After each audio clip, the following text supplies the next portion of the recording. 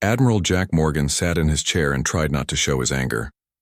The huge meeting room on Zerion Prime was filled with alien voices, but none of them were friendly. For 15 years, Earth had been trying to join the Galactic Trade Federation. 15 long years of being polite, sharing their medical help, and following every rule the aliens made. Today was supposed to be different. Today, Earth was finally going to become a full member of the galaxy's most important group. Admiral Morgan had brought his best diplomat, Ambassador Lisa Carter, and they had prepared for months. They brought gifts, trade agreements, and proof that humans could be valuable partners. But the aliens were not interested in partnership. High Chancellor Vextar from the Zephyrian Empire stood at the front of the room. He was tall and blue, with 4 arms and eyes that glowed like cold stars. When he looked at the humans, his face showed nothing but disgust. Next to him sat Hive Queen Zilnara, whose insect body clicked and buzzed as she moved her 6 legs. Her compound eyes reflected the light in strange patterns, and when she looked at Admiral Morgan, he could see her mandibles moving in what might have been laughter. "The application from the planet Earth," Chancellor Vextar said, his voice echoing through the chamber. "We have reviewed your primitive technology and your simple culture. Your fusion reactors are toys compared to our quantum cores. Your ships move like slugs through space while ours dance between dimensions." Ambassador Carter smiled her diplomatic smile, but Admiral Morgan could see the tightness around her eyes. She had been doing this job for 10 years, and she knew when talks were going badly. "Honored Chancellor," she said, standing up slowly, "we understand that our technology may seem basic to your advanced civilizations, but we have much to offer. Our medical advances have helped cure 3 different plague outbreaks in the outer systems. Our agricultural methods have fed millions on worlds that were starving. We ask only for the chance to trade as equals." The chamber filled with sounds that might have been laughter from a dozen different alien species. The Crystalline Federation representatives chimed like breaking glass. The tentacled collective made wet slapping sounds. Even the usually quiet mechanical consciousness buzzed with electronic amusement. "Equals?" Hive Queen Zilnara's voice was like the sound of breaking twigs. "You carbon-based primitives think you are equals to us? We have been traveling the stars for 10,000 years while you were still throwing rocks at each other on your dirt world." Admiral Morgan's hands tightened on the arms of his chair. He had seen enough war to know when respect was important and when it was not. But this was supposed to be diplomacy, not war. He forced himself to stay calm. "Your species," Chancellor Vextar continued, "has barely learned to leave your own solar system. You fight wars with chemical explosives and metal bullets. Your greatest achievement is learning to split atoms, something our children do as science projects. And you think this makes you worthy to sit at our table?" The Admiral's jaw clenched. Chemical explosives and metal bullets had ended wars that laser weapons could not. Splitting atoms had given humanity power that these aliens clearly did not understand. But he said nothing. Ambassador Carter tried again. "We have proven our peaceful intentions over 15 years. We have never attacked another species. We have offered aid whenever it was needed. We follow galactic law even though we are not yet members. Surely this shows that we can be trusted partners." "Peaceful intentions?" Chancellor Vextar's laugh was like ice breaking. "You are peaceful because you are weak. A predator does not hunt when it knows it cannot catch its prey. You offer aid because you want something in return. You follow our laws because you fear what happens if you do not." Admiral Morgan felt something cold settle in his stomach. These aliens did not understand humans at all. They thought Earth was weak because humans chose to be peaceful. They did not know that peaceful and weak were not the same thing. "Your primitive ape descendants," the Chancellor continued, "have no place among the evolved races of the galaxy. You are barely more than animals that learned to use tools. Perhaps in another 1,000 years, when you have truly grown beyond your savage nature, we might consider letting you serve as laborers in our colonies." The chamber erupted in alien sounds of agreement. Species that had never agreed on anything were united in their contempt for humanity. Admiral Morgan heard words like primitive, savage, and barely sentient in a dozen different languages. Ambassador Carter's smile never changed, but something shifted in her eyes. Something that reminded Admiral Morgan of winter storms on Earth, cold and patient and dangerous. Honored delegates, she said, her voice still perfectly diplomatic. I believe we need to consult with our government about these generous offers. We request a 48-hour recess. Chancellor Vextar waved one of his 4 hands dismissively. Take all the time you need, little apes. The answer will be the same. You are not welcome here. As Admiral Morgan and Ambassador Carter gathered their materials, the alien voices continued behind them. They heard more laughter, more insults, more casual cruelty from beings who thought they were superior. Admiral Morgan had fought in 3 wars before joining the diplomatic corps. He had seen good soldiers die and bad enemies win. He had learned patience in the worst kinds of battles. But as they walked out of that chamber, listening to the aliens mock everything humanity had tried to build, he felt that patience finally reaching its end. Ambassador Carter walked beside him, her face calm and professional. But he could see.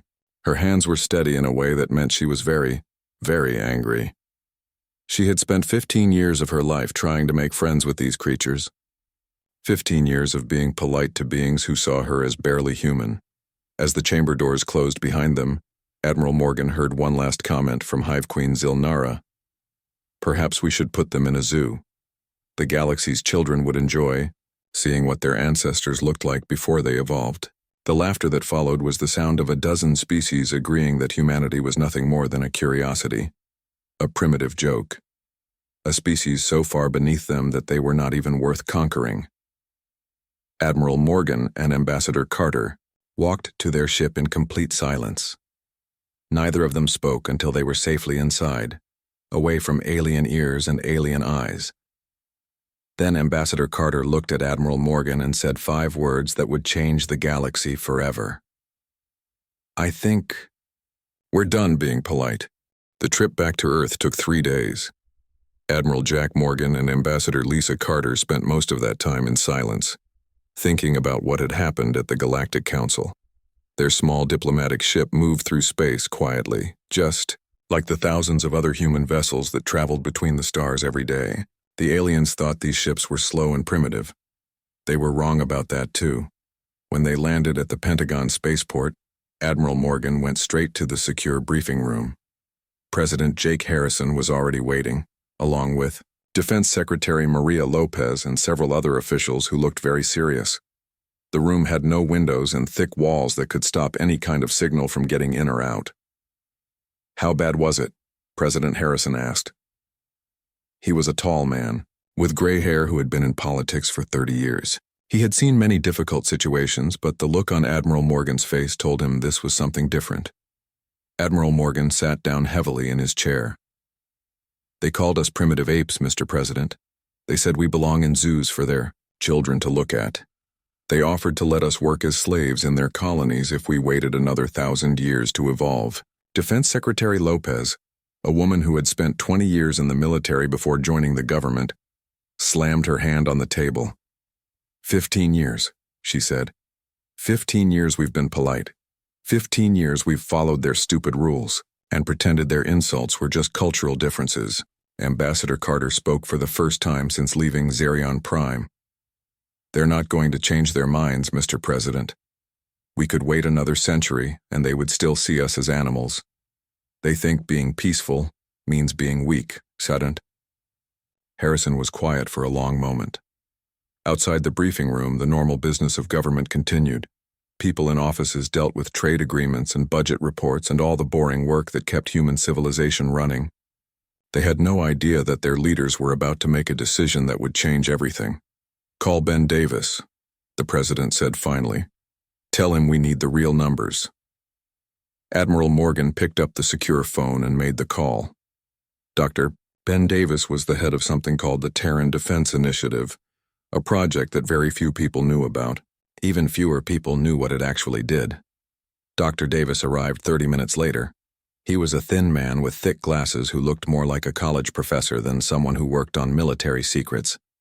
He carried a tablet computer and wore the kind of smile that meant he had been waiting for this conversation for a very long time. Mr. President, he said, sitting down at the table, I assume our diplomatic mission did not go as planned. They insulted us, humiliated us, and dismissed us like we were nothing, Admiral Morgan said. Tell me we have options. Dr. Davis touched his tablet and the room's main screen came alive with information.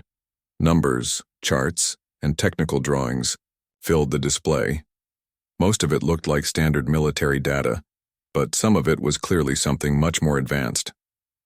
For 15 years, Dr. Davis began, we have been very careful about what technology we show the galaxy. Our fusion reactors that they call primitive? They're actually more efficient than anything the Zephyrians have built. We just made them look simple and crude. He touched the tablet again and the screen showed a comparison chart. Human fusion. Technology was rated at 30% higher efficiency than the best alien systems, but the aliens had never seen the real specifications. Our ships that they say are slow? Dr. Davis continued. The ones we use for diplomacy and trade are slow. The ones they've never seen can move through space in ways that would surprise them. Defense Secretary Lopez leaned forward. What exactly are you saying, Doctor? I'm saying that while the aliens have been laughing at us, we've been developing things they don't even have names for. Quantum displacement drives that can move a ship from one location to another without crossing the space in between. Gravitational manipulation weapons that can stop entire fleets without firing a shot. And something they've never encountered before. Which is? President Harrison asked. Adaptive artificial intelligence systems that learn and evolve during combat. Every time they face a new threat, they become smarter and more effective. The aliens use AI too, but theirs are programmed for specific tasks. Ours actually think. Admiral Morgan felt something cold and dangerous stirring in his chest. How long would it take to prepare our real fleet? Dr. Davis smiled. Admiral, our real fleet has been ready for 10 years. We just haven't had a reason to use it.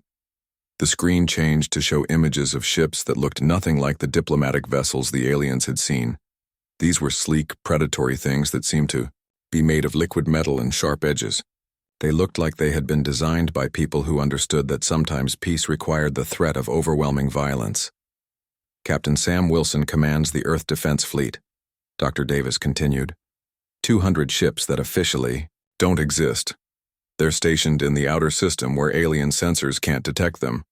Every one of them is crewed by volunteers who have been training for this day. President Harrison was quiet for a long time, looking at the images on the screen. These ships represented everything humanity had learned about war and survival over thousands of years of history. They were beautiful and terrible and absolutely deadly. The aliens think we're primitive because we use chemical explosives and metal bullets, the president said finally. They don't understand that those things work. They think being advanced means being complicated. Human military doctrine has always been simple, Defense Secretary Lopez added. Use what works. Adapt to survive.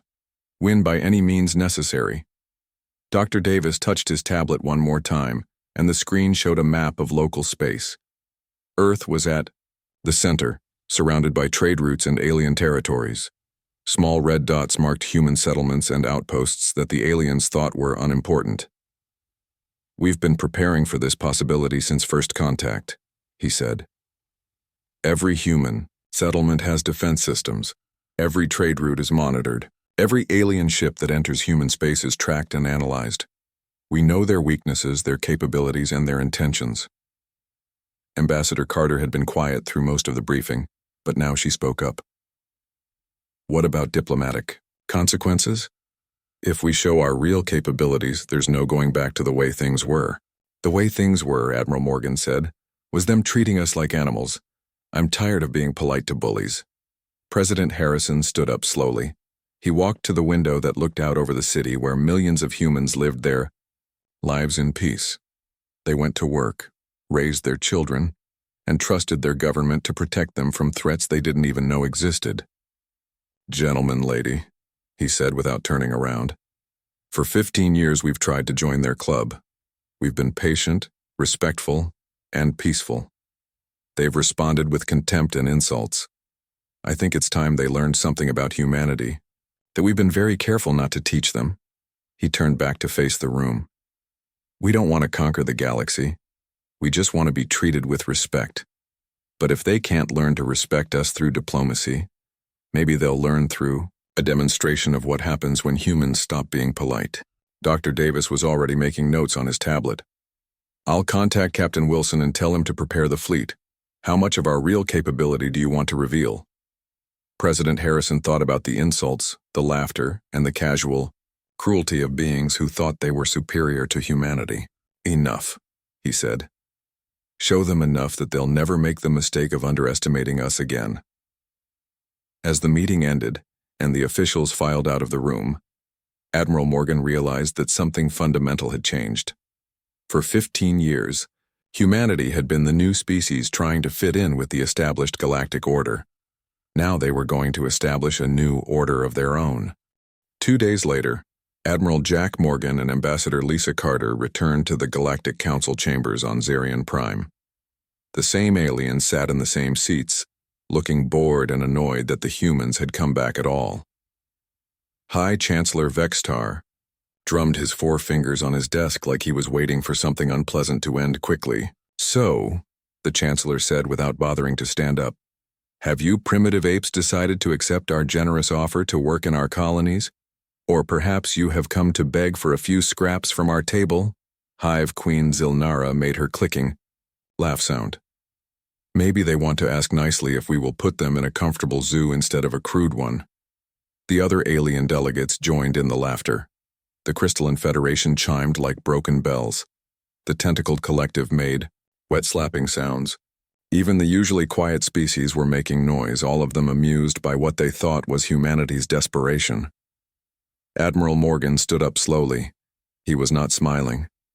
Ambassador Carter remained seated, but her hands were folded carefully in her lap, and her eyes were very cold.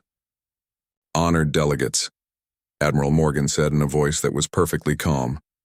Humanity has decided to withdraw its application for membership in the Galactic Trade Federation. The laughter stopped. Several aliens looked confused. They had expected begging or anger, not this quiet announcement. However, the Admiral continued, we do have a counter-proposal to discuss with you. Chancellor Vextar waved one of his hands dismissively. We are not interested in anything you primitives might offer. You have nothing we want or need. Perhaps, Ambassador Carter said, standing up beside Admiral Morgan. But we think you should see our proposal anyway. She pressed a button on a small device she was carrying. The chamber's massive viewing screen, which usually showed star charts and trade routes, suddenly came alive with a different image.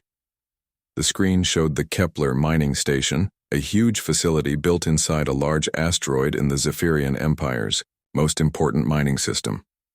The station was surrounded by defensive platforms and patrol ships. It was considered one of the most secure installations in the galaxy, protected by energy shields and automated weapons that could destroy entire fleets. This is your Kepler facility, Ambassador Carter said to Chancellor Vextar. According to our information, it produces 60% of the rare metals that your empire uses for ship construction. How dare you spy on our installations? Libre, Chancellor shouted, rising from his seat. This is an act of war. Please watch the screen, Admiral Morgan said calmly. As the aliens stared at the display, something appeared in space near the mining station. It did not jump out of hyperspace, with the usual flash of light and energy. It did not drop out of a dimensional fold with the rippling effects that most advanced ships used. It simply appeared, as if it had always been there, but they were just now noticing it. The ship was unlike anything the aliens had ever seen. It was sleek and dark, shaped like a predator fish from some nightmare ocean. Its surface seemed to bend light around it, making it hard to look at directly. There were no obvious weapons, no glowing engines, no signs of the technology that kept it in space. What is that thing?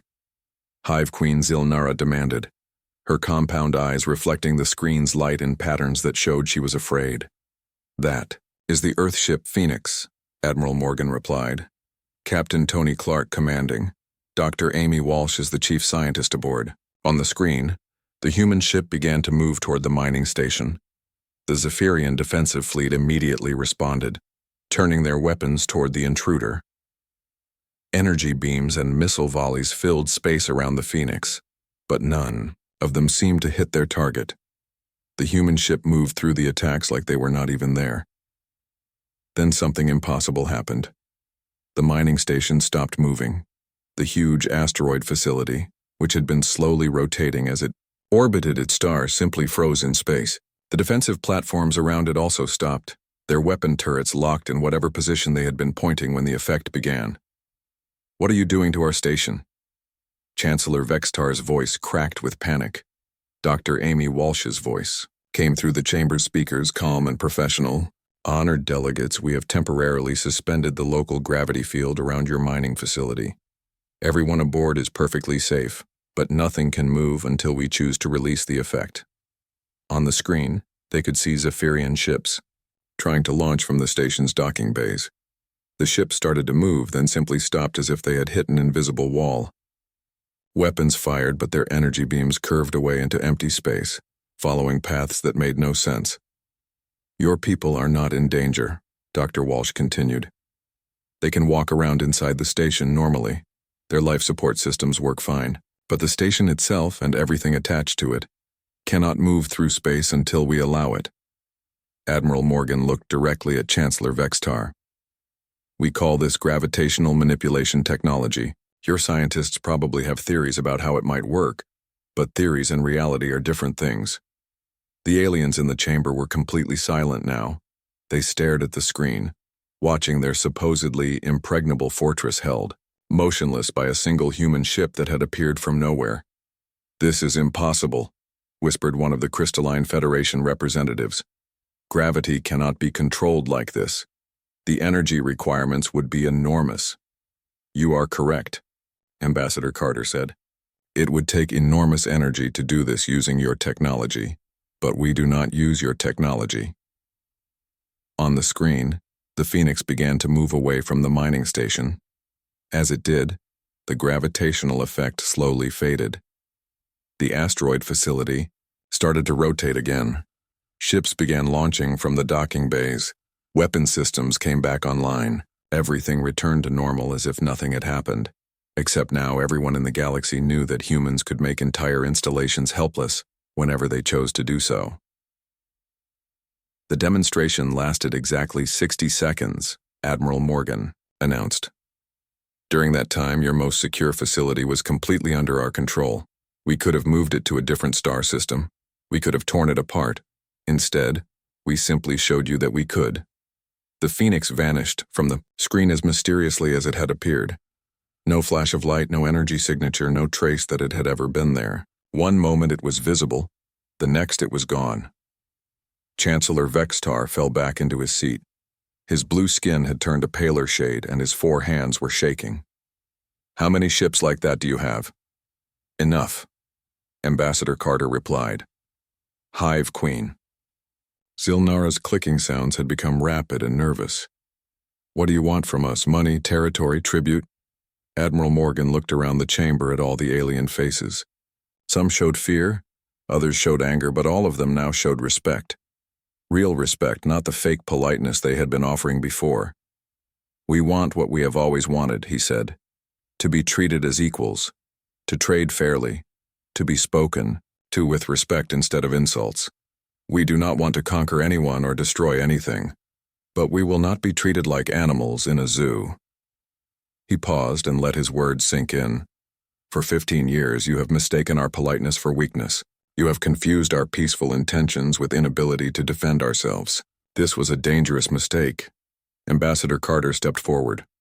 "What we just showed you at one mining station we can do to entire worlds. What one human ship accomplished in 60 seconds, our fleet can accomplish across the galaxy. We are not asking to join your council anymore. We are informing you that the rules have changed." The chamber remained completely silent. Outside, normal galactic life continued. Ships moved between stars, carrying cargo and passengers who had no idea that everything they thought they knew about the balance of power had just been turned upside down. Admiral Morgan picked up his papers and prepared to leave. "We will return tomorrow to discuss the new arrangements. I suggest you use tonight to think carefully about how you want to proceed." As the 2 humans walked toward the chamber doors, Chancellor Vextar called out desperately, "Wait, we can negotiate, we can find a compromise." Admiral Morgan stopped and turned back. "Chancellor," he said quietly, "we tried to negotiate for 15 years. You called us primitive apes. Compromise time is over. Tomorrow we discuss the new reality." The doors closed behind them, leaving the most powerful beings in the galaxy alone with the knowledge that they were no longer the most powerful beings in the galaxy. The next morning, the Galactic Council chamber felt different. The same aliens sat in the same seats, but everything had changed. High Chancellor Vextar's 4 hands trembled slightly as he shuffled through papers on his desk. Hive Queen Zilnara's clicking sounds were quiet and nervous instead of loud and mocking. The other species whispered among themselves in worried voices. Admiral Jack Morgan and Ambassador Lisa Carter entered the chamber exactly on time. They walked with the same calm confidence they had always shown, but now the aliens watched them with very different eyes. These were no longer primitive apes to be laughed at. These were representatives of a species that could make entire star systems helpless with a single ship. "Honored delegates," Chancellor Vextar began, his voice much more respectful than it had been the day before. "We have spent the night discussing your demonstration. We are prepared to negotiate new terms for Earth's membership in the Federation." Admiral Morgan remained standing. "Chancellor, I believe you misunderstood yesterday's message. We are not here to negotiate membership. We are here to explain the new reality." The word reality seemed to hit the aliens like a physical blow. Several of them shifted uncomfortably in their seats. They had spent centuries being the ones who dictated terms to smaller, weaker species. Now they were on the other side of that conversation. "What exactly do you mean by new reality?" asked Representative Kethmore of the Tentacled Collective. His translator made his wet, slapping speech sound worried. Ambassador Carter activated a holographic display in the center of the chamber. It showed a 3-dimensional map of local space, with Earth at the center and various colored zones extending outward like ripples in a pond. "This is humanity's new territorial boundary," she announced. "The inner zone encompasses 12 star systems, including several major trade routes that connect the Zephyrian Empire with the Crystalline Federation." Chancellor Vextar stood up so quickly that he knocked over his water container. "You cannot simply claim territory. Those systems belong to sovereign governments. Some of them are our most important trade routes." "They were your trade routes," Admiral Morgan corrected. "Now they are under Earth's protection. Any ship that wants to use these routes will need to follow Earth's rules and pay Earth's fees." The chamber erupted in angry voices. Aliens shouted protests in a dozen different languages. The translator system struggled to keep up with all the outrage and threats. But underneath the anger, Admiral Morgan could hear something else. Fear. "Commander." Rick Taylor appeared as a hologram beside the territorial map. He was a stern-looking man with gray hair and the kind of scars that came from real combat experience.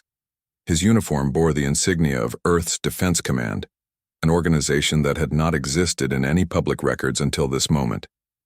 "Distinguished delegates," Commander Taylor's voice cut through the noise like a knife. "I am speaking to you from Earth's Strategic Command Center. We have been monitoring this discussion, and I think there are some things you need to understand about your current situation." The aliens fell silent. They stared at the hologram of this human military officer who was clearly not interested in diplomacy or politeness. "First," Commander Taylor continued, "the territorial boundaries that Ambassador Carter showed you are not requests. They are statements of fact. Earth's defense perimeter now extends to those systems. Any military vessel that enters without permission will be considered hostile. You cannot enforce such claims." Hive Queen Zilnara's clicking became rapid and angry. "We have fleets, we have weapons, we will not be dictated to by primitives." Commander Taylor's expression did not change. "Captain Lisa Moore, please provide our guests with a demonstration of Earth's enforcement capabilities." Suddenly, the chamber's main doors opened, but instead of someone walking in, 6 figures simply appeared in the room. They materialized, out of thin air, wearing human military uniforms and carrying weapons that looked both familiar and completely alien. The 6 soldiers were members of the personal security forces that each alien delegation had brought to protect them, but now they stood in formation in the center of the chamber, looking confused and frightened.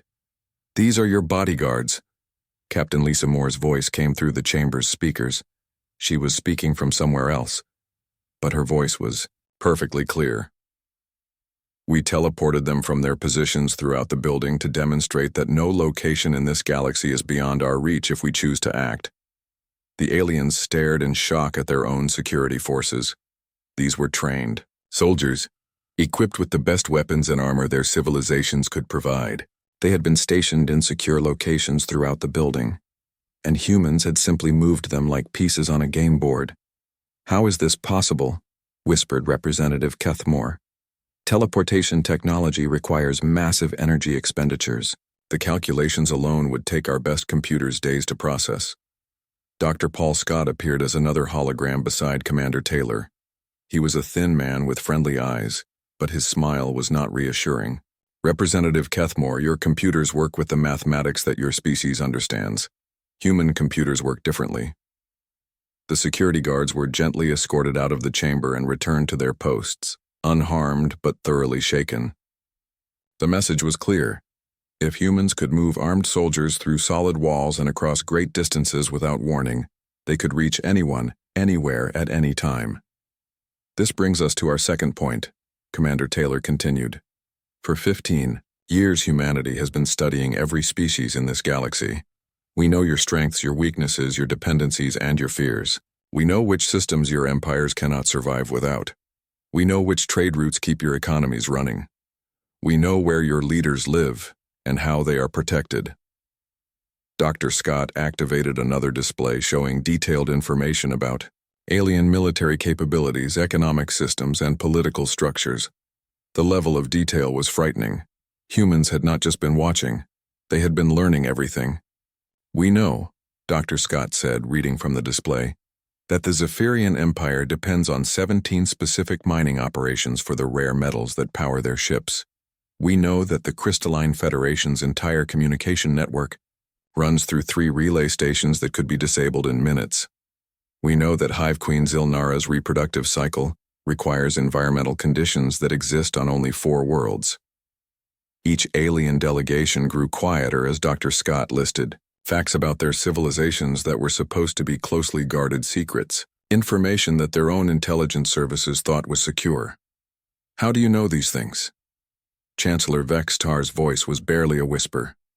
"Because," Ambassador Carter said, "for 15 years you have treated us like simple animals. You never bothered to hide anything from us because you assumed we were too primitive to understand what we were seeing. You were wrong." Admiral Morgan walked to the center of the chamber. "We do not want to conquer your empires. We do not want to destroy your civilizations. We want to trade with you, learn from you, and share the galaxy in peace. But we will only do this as equals, not as your servants or pets." He looked directly at each alien representative in turn. "The choice is simple. You can continue to see us as enemies and spend your resources trying to fight a war you cannot win, or you can accept that humanity is now a major power in this galaxy and learn to work with us as partners." Commander Taylor's hologram stepped forward. "I should mention that while we have been having this conversation, Earth's fleet has taken defensive positions around all the systems in our new territory. We are not threatening anyone, but we are making it clear that our claims are backed by our ability to enforce them." The chamber was completely silent. The most powerful beings in the galaxy sat in their chairs, trying to understand how their world had changed so completely in just 2 days. Finally, Chancellor Vextar spoke. "What exactly do you want from us?" Ambassador Carter smiled for the first time since arriving on Zarian Prime, but it was not her diplomatic smile. It was the smile of someone who had finally been asked the right question. "We want respect," she said simply. "We want fair trade agreements. We want to be consulted on matters that affect human space. We want to stop pretending that some species are more important than others just because they developed space travel first." She paused and looked around the chamber. "And we want apologies. Real ones. For 15 years of insults, contempt, and treating us like we were less than people. You will apologize, and you will mean it, or you will learn what happens when humans stop being patient." The aliens sat in stunned silence, finally understanding that the age of their casual superiority was over. The galaxy had new rules now, and humanity would be writing them. 6 months later, the galaxy looked very different than it had before humanity's stern warning. The old Galactic Council still existed, but it now operated under what history books would call the Terra Doctrine. This simple idea changed everything. All species would be treated with respect, and fair dealing would be enforced by those with the power to do so. Fleet Admiral Jack Morgan stood on the bridge of the Earth battleship Guardian, watching his fleet patrol the space lanes that connected dozens of star systems. The ships under his command were no longer hidden in the outer darkness. They moved openly through space, and every other vessel that saw them gave them plenty of room and respectful greetings. "Admiral," reported Captain Alex Johnson from his position at the communications station. "We're receiving a distress call from a Crystalline Federation transport. They're under attack by pirates in the Vega system." "Response time?" Admiral Morgan asked. "The Phoenix is already en route. Captain Tony Clark estimates arrival in 4 minutes." Admiral Morgan nodded. 4 minutes to cross 3 light years. The aliens had finally learned that when humans said they could be anywhere in the galaxy quickly, they were not making empty threats. On the main view screen, they watched the rescue unfold. The Phoenix appeared near the attacked transport exactly when Captain Clark had predicted. The pirate ships, which had been terrorizing merchant vessels for months, suddenly found themselves facing technology they could not understand or fight. The pirates did not even try to resist. They knew what happened to criminals who attacked ships under Earth's protection. Their vessels were disabled in seconds and their crews taken prisoner. The Crystalline Federation transport was safe, its cargo intact, and its crew grateful. "Send our compliments to Captain Clark," Admiral Morgan ordered, "and remind the pirates that attacking civilian ships in Earth-protected space carries a mandatory 10-year sentence in our rehabilitation facilities." This was another change that the galaxy had needed to accept. Earth's justice system did not just punish criminals. It actually tried to make them into better people. Many alien governments had been skeptical at first, but the results spoke for themselves. Space piracy had dropped by 90% in just 6 months. On Zerion Prime, the reformed Galactic Council was holding its weekly session.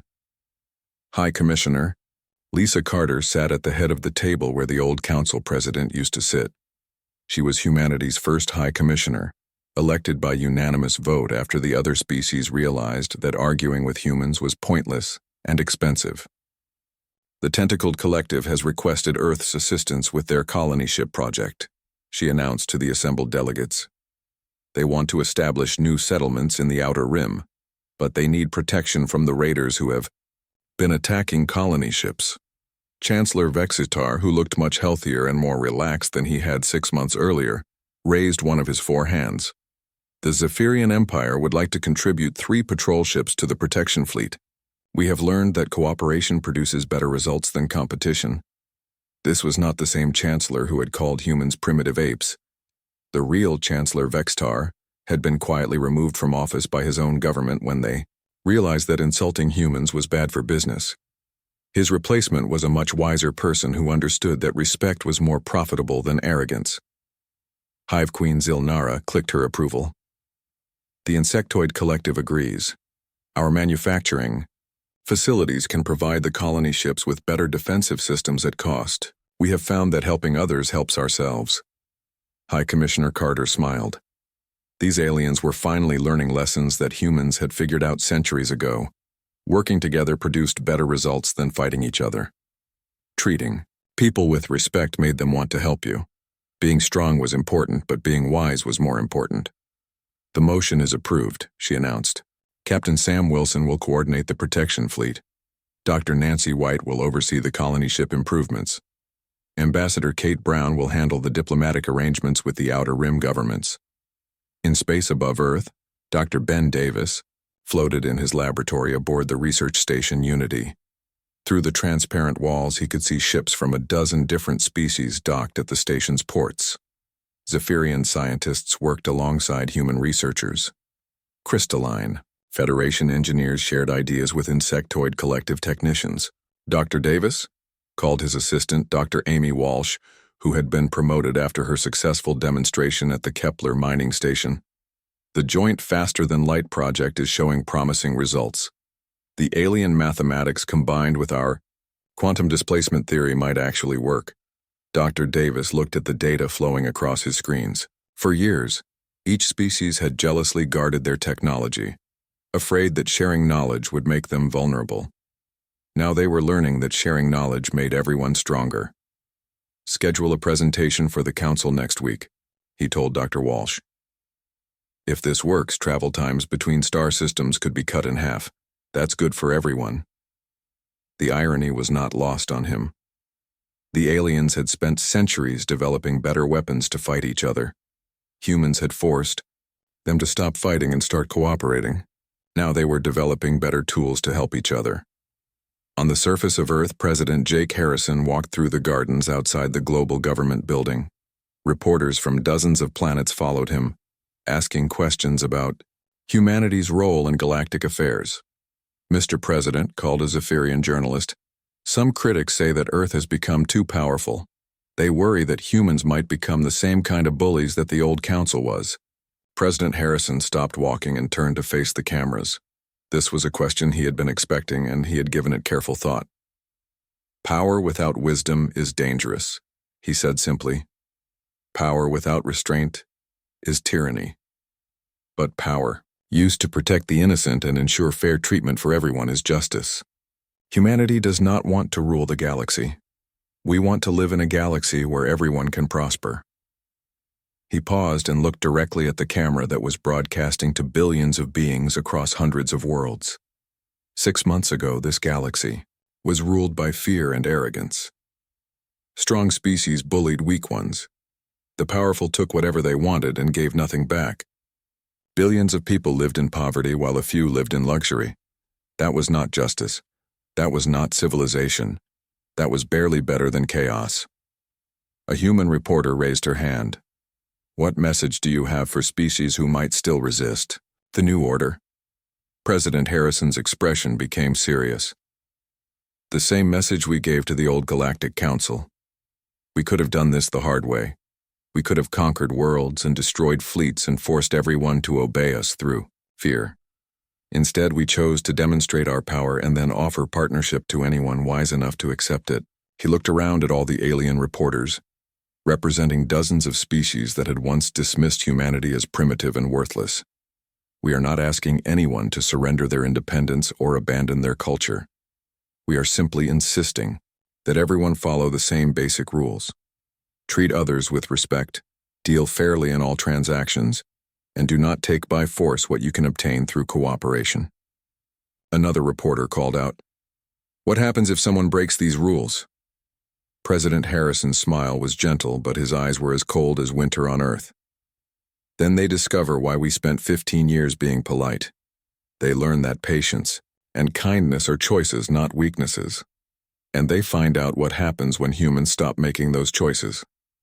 As the president walked away, the reporters continued their broadcast to their home worlds. The message was clear to everyone in the galaxy. Humanity offered friendship to anyone wise enough to accept it, but would show no mercy to anyone foolish enough to reject it. In the depths of space, Captain Lisa Moore commanded the Earth vessel, Ranger, as it patrolled the trade routes between the inner and outer systems.